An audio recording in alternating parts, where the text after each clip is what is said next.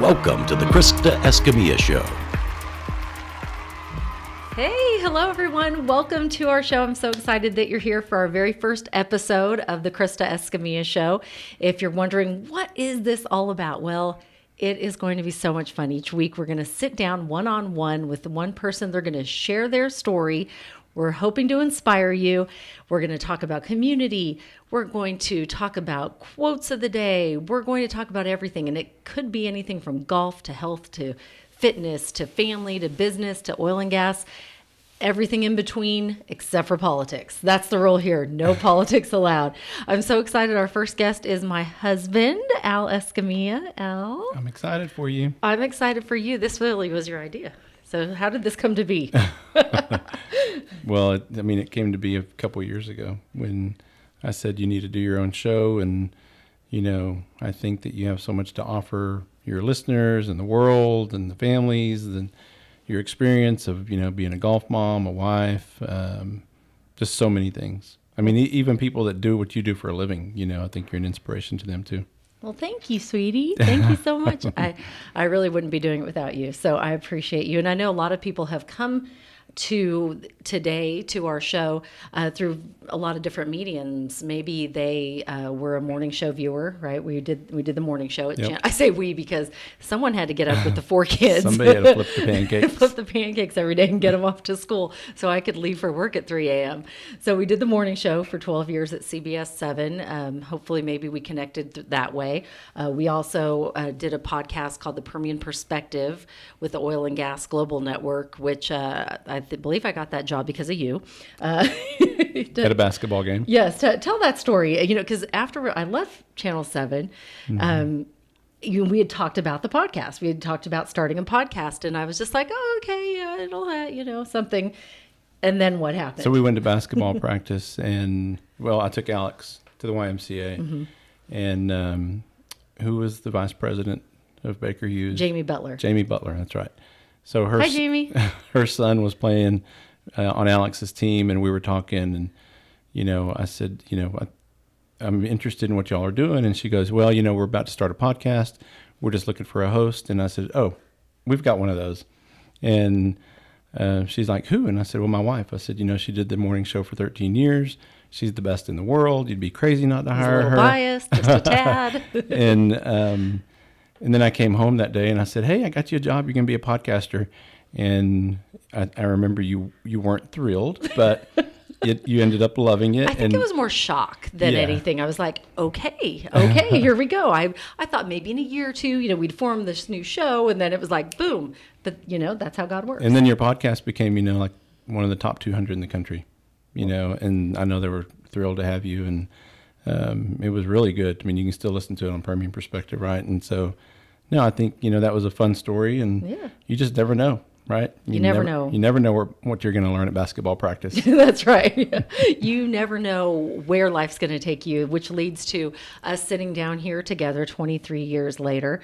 We actually met doing something very similar to this. That's right. You were a guest on the morning show back then. It was at Channel 2. Yeah. And so you never know where life's going to take you. I thought I was doing my 2 years time here in Midland, Texas, and then I met you. God had a better plan for me than I had, and here we are 4 kids later, and a business together, and living the dream. And we really thought we knew what we were doing back then, and you look at it, pictures, and we just look like little bitty kids. Yeah, we didn't know what we were doing. But I'm so happy to have you. But it was fun. I'm happy to be interviewing you again. I can't believe why have we gone 23 years? I don't know. But we're doing it today. So tell me your story. Because that's what we're about here at the Krista Escamilla Show. I want to hear your story. How did you get, you are the entrepreneur of entrepreneurs. Really, truly. So you are the owner of Rig ID Workwear. Tell us how you got here. Oh, gosh, that was something that wasn't supposed to happen too, Really, I'm just a sales guy. My dad taught me how to sell cars when I was 12 years old. I would meet him at the car lot, and he'd be at the bank, and people would come in and say, hey, look, I'm interested in this car, and I would give them all the details about it. And then I'd let them test drive it, and they'd come back, and I'd say, do you have financing set up? And they'd say, no, but we're looking for some. I said, well, my dad's at the bank. He can help you. Just go to the First State Bank, and he's there. And we would just sell cars and cars and cars. I was 12 years old, right? I'd ride my bike to work. And And Probably in school too. Yeah, I just loved sales. And, out of college, I went to work for Edward Jones, and that's where we met. And then Smith Barney. And then, we had this crazy idea to open a marketing company. And our first sale in our marketing company, we represented our own clothing line and got into 13 Nordstroms as our first sale. I mean, we were clueless, had no idea what we were doing. That's a story in itself. Literally walking through the Galleria Mall. Those of you who are in Texas know the Dallas Galleria. Walking through the mall with a rack of clothes, showing them what we created. And just walked it right into Nordstrom, asked them where the buyers are. They're like, oh, we need to take you down to the basement. So here we are walking with our rack, and they bought. I mean, we had no idea what we were doing. No. And they bought the clothes you designed. It was crazy. All of them. I mean, and the way it started was we were at a party one night, and the guy walks up to us and says, "Where'd you get that shirt?" And we're like, "Oh, we make them." And he says, "Well, Nordstrom just bought 13 Lord & Taylors in Florida, and we're going to convert them, and we want to carry your line." And we're like, we don't know what PO is. We don't know what FOB is. We don't know what fabric is. I mean, so yeah, that was an interesting time. Yes. And then we met a lot of good people in the clothing business. And then when we decided a friend of mine, Rick Gasser of ours, built this building where we're at, and I was sitting in his office one day, and he said, we got to do something with Gateway. And I'm like, what's Gateway? He's like, oh, I'm building a shopping center. And I'm like, well, let's just put a store in. He's like, well, what kind of store? And I'm like, I don't know. Let me think about it. So I came back and I'm like, let's do a workwear store. So we got to go back to all of our connections that we met in Mexico and, made our own clothing line. We created Permian FR. And of course we sell, all the big brands, Ariat, Reed, Bulwark, Lapco, what we started with. And now it's pretty much, our own brand and lots of caps. Yes. Definitely in the cap business now. Lots and lots of caps. Yeah. I never knew so many caps would be sold, just here in the Permian. Yeah. But it really is a great story, and you've evolved through the years in so many ways. We call it pivoting, right? Yes. As a business owner, I have to ask you, why is it so important to pivot when needed? I think, COVID really is a good example of that. We went to sell the Tyvek white suits that people wear when they were testing. We never dreamed we would do that. We were a grocery store for 90 days. Now we service over 100 convenience stores for caps. And you just always have to be, I say you either adapt or you get lapped, I love that quote. Adapt or get lapped. Yeah. And so you just have to, because you just don't know what's next, right? Right. And, right now we're trying to be more online, more web presence, because we never had enough inventory to do it before, but now we know that we have to have a presence and we have to have a call center because the culture's changed, right? I mean, people don't leave their house like they used to pre-COVID. And so they like to shop online. And so raise your hand if you like to shop online. Yeah. So I do. I get it. Again. I get it more now than ever, because I was not a big online shopper before COVID, but now I'm like, wow, this is great. It just comes to your front door. Yeah. And really, the world has kind of seen the beauty of that. Yeah, you think about what Tony Robbins did. He used to make his living going from Coliseum to Coliseum, 20, 30,000 people at a time. And now he has an auditorium just full of monitors. And he's live, and he's got more people watching from more countries, and he can touch more people through technology. And so, he adapted. He may never leave his house again. He's just fine. Right. He may have the camera set up and the lights here, which he does, and the microphones, and he can do the same thing and reach even more people. Yeah, and I think that's what's cool about your show, too, is that, your show was known in the morning show all the way to like Presidio, because that's where CBS 7 went to. But I don't know. I'm excited that now it's going to be open up to the world, so to speak. Thanks, It's going to be fun. Thank you. You're always my biggest cheerleader, and I appreciate you. Guess what time it is? I have no idea. It is time for the quote of the day. Oh, that's right. Okay, if you know me and you know me better than anyone, you know how much I love quotes. That's why this is here. That's right. It's part of my daily inspiration. Really, I read quotes every day, and then I try to put a quote out every day. It's like kind of give one, take one. Right. You have to share. And so follow me on all the socials, and you can see my story. I share a quote of the day. I like the Instagram ones. I think that's the easiest one. Yes, and that is. So follow me on Instagram, and I put up a story every day that has a quote, because I feel like and I'm sure you've all heard this quote, but inspiration is like bathing. You need it daily, right? That's right. It's going to wear off. So you have to be inspired daily. So I have this little bowl. So every guest will sit here and they will get to grab one out of here. And so go ahead and grab this one right here. Looks really good right here. Okay. Yes. Okay, I kind of tailor-made that one to him. So you'll grab a quote out of the bowl, and I'll read it, and then you tell me what it means to you. Okay. Okay. So, success is not final. Failure is not fatal. It is the courage to continue that counts. And do you know who said that? I do, but I can't remember. Winston Churchill. Oh, yeah, I should have known that. Yes. Oh, and by the way, your word of the day is proud. Nice. Yes. So tell me what that quote means to you. Well, I think it means every day when we wake up, it's really just you against you, and so regardless what happened yesterday, something bad could happen to you, or, what you think your plan is for the future, it may or may not go that way. But if you look at life as today, it's just, I'm going to be better than I was yesterday because it's really just me against me, then you're going to be better to those around you. You're going to be better in the future. You're not going to reflect so much on the past, and you're just going to keep moving forward. And I think that's what it means because, look, we all have failures. Yes. All of us. I haven't All met the time. anybody that didn't. That's right. And regardless of what you do, regardless how much money you have or don't have, it's always something. And so when it's you against you and you're trying to get better, whether it's health-wise or money-wise or being a better dad or a better parent, a better husband, if you just think about it, to me, that's what that means is if you take care of, you're trying to get better in yourself, then it's going to be good.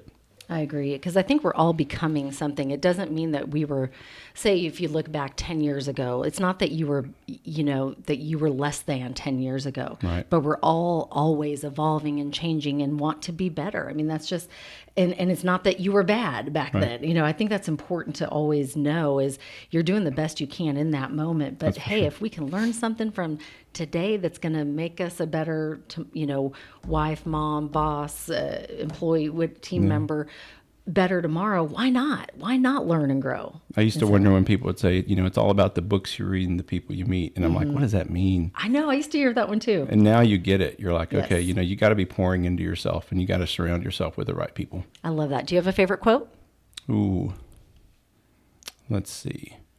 Well, I think my favorite thing to say is, there's only two things you can control, and that's your attitude and your will to work. And if you control those two things, that's the message that, we send to our family. That's one of my favorites too. Yeah. Yeah. I tell them all the time. That's right. Yep. And I say there's three things that no one can ever take away from you. What are those three things? Your education, your will to work hard, and your attitude. Because no one can take that away from you. You control that. You can, no matter what's going on around you, That's you right. can control that. And I love that. And I think it's a good thing for people to remember because they, can get bogged down in the, oh, this is happening. Oh, this is happening. And you want to just go, but you really can go, it's going to be okay. That's right. It's all about the attitude. So I'm sitting here today in Midland, Texas with one of my favorite guest, my husband, Al Escamilla. And we're talking about life and everything. And I think the question I want to ask you next is, if you could go back and tell your 20-something-year-old self something, what would it be? I think I'd really focus on being more organized and knowing that it's okay to procrastinate sometimes, but to always have a plan. I'm glad you brought up procrastination. We're going to get to that. Were you going to talk to me about it? No. Well, sweetie, there is something I've been meaning to talk to you about. No. But I'm glad you brought that. Let's get back to that. But so you would tell your 20-something self to be a better planner. Yeah, exactly. Okay. And not to, plan the day of, but plan the day before. Like today. In our business, I try to plan everything on Sunday night. That's my time for what we're going to do for the rest of the week. Because one of the other things I like to say is if you don't own Monday, you can't own the week. Yes. So you've got to own Monday. That's so true. And And I'm kind of glad you didn't tell your 20 yourself that, because what if you had planned so much that we never met? Yeah, well, I think it was so meant it for kind us of to worked meet. out. It all worked out. I'm just kidding. No, planning is good. It is. I live by my day planner. I love it. It's like right over there. I can see it. I'm missing it over there. But you have to plan because, Yeah. but then with that said, you have to be flexible with the plan. Yeah. Because sometimes, and you and I both know this with 4 kids, you get a phone call and everything changes and you thought you were doing this and then you're doing this, and right parents? I mean, you've been there. And I think it's important to realize too that sometimes when bad things happen to you, it's part of your plan. Absolutely. The plan isn't always good. That's right. The plan can be lots of failures, lots of heartaches, but it always makes you come out better on the other side, I think. Yes. Yeah. I love that. Okay, next question. The next question is, if there was one piece of advice you would give to somebody, and this is for my entrepreneur friends out there, because like I said, he is the entrepreneur of all entrepreneurs. I always tell people I'm an entrepreneur by marriage. I'm sorry. No, it's good. It's good because you pull me, that's part of, a marriage and a partnership is you need to pull the best out of that other person and help them, and you do that with me because I would not think to be an entrepreneur mind, Right. and that's just not my gift, and that's yours. And so I feel like there's a lot to learn, and for me especially, not being an entrepreneur by spirit but entrepreneur by marriage, that I learn something every single day from you. I always tell people he's the best salesman in the whole wide world. I mean, he'll sell you anything. He can sell you the shirt off your own back. I mean, he's so good. But I just I want to know, like, what advice you would give to someone that is an entrepreneur that wants to work for themselves, because you and I both know there are beauties to working for yourself. But it's a roller coaster. It's up and it's down. So what advice would you give someone that's on that journey? I think what I learned the most was, when I was younger, starting businesses, was I would go ask several people what they thought. And then I would be a little disappointed because if you ask 10 people, you're going to get 10 different opinions. Oh, that's so true. And I think if you feel adamantly about an idea, that you have to be okay with the fact that it may not work. But if you feel so adamantly about it, you need to put a plan together and then execute. Execute your plan. If it works, great. If it doesn't work, and sometimes, you start with a plan or an idea and it turns into something else, just like YouTube. Right. It didn't start out being the streaming service that it is today. So it goes back to YouTube. It goes back to adapting. And Right. if you have an idea and you're adamant about it, I would say don't ask anybody. Just make your plan and go, and then find people that maybe have the same experiences but aren't gonna Right, or choose your circle. Yes, exactly. Very selectively on who you're asking about it. Because like certain people, you have everybody. We all have friends that are not risk takers, Right. and that's understandable. Right. And we have to understand that. We have to appreciate that in that person. Right. But they're probably not going to say, "Oh yeah, go sell. Go mortgage your house and try that out and see how it works." Right. Yeah. Good luck with that. So let's talk about procrastination. We said we'd get back to it. So we're circling back to the procrastination. I like this topic because I feel like we all have either have been a procrastinator or have procrastinated something in our life, right? And I think we then start to feel bad about ourselves when we procrastinate something. But I read something recently that really hit home for me. Yeah. And it said, you're not lazy. You're not, when you procrastinate something, you're not being lazy. You actually have fear of failure for that, and that's why you're not jumping into it, and so you almost freeze in that fear of failure, and that's what really is the procrastination, is That's that so true. freezing because you've got fear of failure. What do you think about that? I love it. I think that's true. I think a lot of anxiety comes from lack of preparation. So if you're ready for what you're about to go after, you're less likely to have so much anxiety. And I mean, that's what I've learned, right? Right. I mean, usually what I'm really nervous about is something that I just didn't plan for really well. In most cases, Right. I'm talking business. Right. I'm not talking about anxiety that comes from being ill or, some Right. problem with a kid or whatever. But when it's something that you can control, you tend to procrastinate because you're just kind of worried. You're just not sure. Right. And that goes back to what I was saying a while ago. If you feel adamantly about it, well, then go for it. Right. And it's okay to fail. It is. That's how we learn. Yeah. Is by, I love the Nelson, I love quotes. I love the Nelson Mandela quote. I'm never fail. I'm either failing or learning. Wait, Yeah. no, wait. I messed that up. Hold on. I never fail. I'm either winning or learning. Sorry. Yes. There. Now I got it right. That's what I get for going off my memory.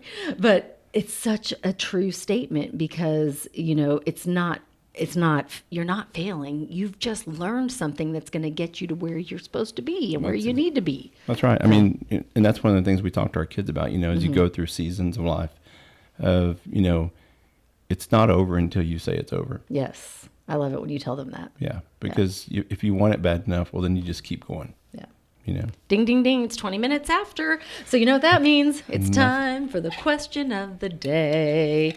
And today's question of the day is, what inspires you in tough situations? And who do you inspire?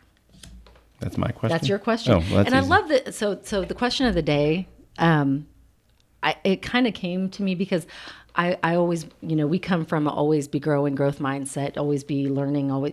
And so I wanted something that was challenging. So I hope that you at home will then also think about this for yourself. What inspires you in a tough situation? And then who do you inspire? Because someone's always watching or someone's always listening. And so Right.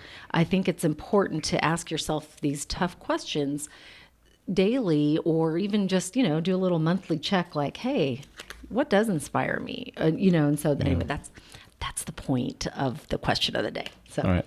Okay. So first one, what inspires you in tough situations? Well, I think for, both of us, it's easy. It's our family. Definitely. Right? I mean, Definitely. that's all we've done for Yes. 23 years is raise kids. And Yes. so I think, we love them so much and they're such good kids that's just easy. They inspire us to be better parents, be better, husband and wife, because we want them to find what we found. Right. So I think, definitely the kids. Yes, for sure. And who do you inspire? Well, I would have to say the kids again, because they're the only ones we share. We're all about our kids. They're the only ones we really share a lot of our Hi guys, by the way. a lot of our, challenges with, our Right. success, our failures. And then, I get to help a lot of people in golf. People come to the office and, we help high school kids get to the next level. And so we hope that our kids, our family has been inspiring enough that they come see us and we can help them find a coach or a program to play for. And then, of course, our employees, we always want to I do want to set an example for them so that, I want good for everyone. Right. Right. We're not just here just to keep doing what we're doing. We want to see everybody win. Everybody. That's right. I mean, that's the goal. Yeah. Is help each other out and let's everyone get to where they want to go. That's right. Do you have a favorite book? Gosh, I got so many. I know. I think probably one of my favorite reads was the founder of Nike, Swoosh. Oh, the Shoe Dog? Shoe Dog. Yeah. Mm-hmm. Yeah. Shoe Dog. Yeah. Phil Knight. Yeah. That is a really good book. And what I like about it is it's good if you're an entrepreneur because he talks a lot about failure. I mean, Right. they miss payroll, because Yeah. the money didn't get wired one time. And then he talks a lot about, politics and business and adapting. The original name of the company was Blue Ribbon. And then he had a girl sketch up a little logo for him, which is the swoosh today. Mm-hmm. And I mean, it's such a good book. I mean, I think I cried. I think you did too. But that's good. That's a sign of a good book or a movie if you cry. Great book. So. Or a podcast. No, I'm kidding. We're not going to make you cry. But if you do, great. It's good to cry. By the way, your word was giving, which is appropriate. And how do you see yourself giving back to the golf community? Because the golf community has been so good to us. All four of our kids golf, and two are competing competitively in college right now, to compete competitively in the North Texas PGA. And so how do you see yourself giving back to the golf community in the future? Well, I think because we've been doing it so long that we kind of take it for granted, like, oh yeah, we know where all the tournaments are coming up. And so I think giving back is just going to help other parents, whether they're, playing at a muni or playing at a country club or whatever. Everybody needs a little bit of guidance on how did you do that? And well, I always get asked, how do all four like to play? Which was a complete accident. I mean, not really an accident, but they just loved it, right? Right. They loved being together. We wanted something to do together for our family and have fun doing it. And we would go look at the Silly Goose on Sunday mornings and eat our breakfast and drive around the golf cart and just have fun together. Yeah, and I think a lot of people are intimidated by the golf world too. They're like, oh, I don't know if I can call a college coach. And then they come to our office and we call college coaches and we help them with a resume and we help them with schedules and we help them, do it themselves, and it's tough because a lot of kids, don't know how to pick up the phone and call somebody today. And so we inspire them to do that and put them in front of coaches. And I don't think we've had anybody come through that didn't get an opportunity to go play college golf. And so moving forward, I think for me, it's just helping more kids. Because we love kids. Yeah. That's where your heart's at. Yeah. Whether they're at a muni or a club, it doesn't make any difference to me. If they want to go and play, well, then I think they deserve a chance somewhere. And there's somebody, that's willing to take them. I love that. Yeah. Okay, finally, because we're running out of time and we've got some things we have to wrap up. Okay. Tell me, I always say look for the good. Tell me something good right now. Well, I think, I think we're going through a tough time with war, but I think that it's an opportunity for unity, within our country. And so I like to say that there is no community without unity. And I'm hoping that that's what comes about of what's going on with the Ukrainians right now. God bless them, it's such a tragic, but I'm hoping that we can turn that into some unity within our own country because politics has played such a big role in the last few years that we're so divided. But I'm hoping that we start to see a little bit more community. Yes, unity, community. That's I right. love it.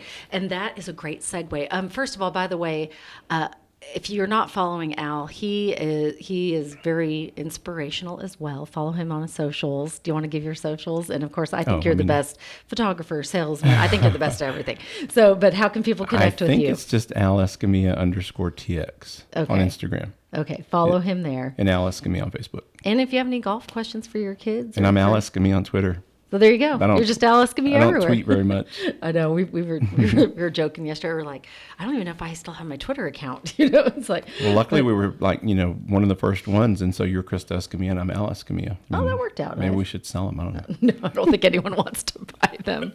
But thank you, sweetie, for sharing today. Another way that we're going to conclude every episode of the Krista Escamilla Show is we've had so many earth angels in our life, and we always want to pay it forward. And so we have a segment that we are calling Sharing the Love. And in Sharing the Love, we've decided each week at the end of each episode, either our guest will get to pick or we'll pick who we're going to donate money to for that week. And so it's a way of highlighting our wonderful nonprofits here in not only just West Texas, but around the world. It doesn't have to be local, but of course local is gladly accepted. So who do you want to share the kindness and share the love with this week? Well, I have a love for the YMCA. Yes, the YMCA. Yeah, I love sports. Yes. I love God. Yes. They do both, and they do so much for every community. So I don't know. What are we going to donate to the YMCA? We're going to donate money. Okay. So there you go. All We're right. going to donate money, and so each week at the end of the show, we will decide, and then we're going to send a donation on behalf of the Krista Escamilla Show and whoever the guest is. Perfect. And we will, just to try to encourage them, give them a little bit of, hopefully, some free press here for free publicity for all the good things they do. And our local YMCA is amazing. But one of the things I love about the YMCA is you can go anywhere. We did this with Alex. We were in Austin one time, and he was playing basketball, and he was like, I want to go play basketball. We just showed up at the YMCA in Austin and played, and he had the best time. We met some good people. Oh, met some great people. So, we're running out of time. We only have a minute left. Can you believe it? Half hour went by so It did fast. go by fast. Boom, just like that. So we want to thank all of you. Of course, I want to thank you, sweetie. I love interviewing you, really, I feel like we're just at the kitchen table. But I love all your words of wisdom. So thank you for sharing it with all of us today. Thanks And for of course, having me I on. love you. And So I love you too. thank you so much. And we also want to thank all of our sponsors. Today's show is sponsored by West Texas Premix pits, Rig ID workwear, and also Midland Cap and Cup. And so we thank our sponsors, because without our sponsors, we don't have a show. So thank you. We appreciate you. And if you don't want a sponsor, Jay, just give us a call. We are once again out of time. We want to give you all of our social media so we can connect. If you have a guest you want to see sit here in the seat, or a nonprofit you want to hear more about, a business person, let me know. Krista Escamilla on Facebook, on LinkedIn, on Instagram, or the Krista Escamilla Show on Instagram, Twitter. I guess I'm Krista Escamilla. Twitter, I didn't even know what my handle was. But connect with us, and we would love to share positivity in the world, because that's what we need. We need more positivity. Thanks so much for joining us. And don't forget to dream big, believe in yourself, and never give up. You make it a great day.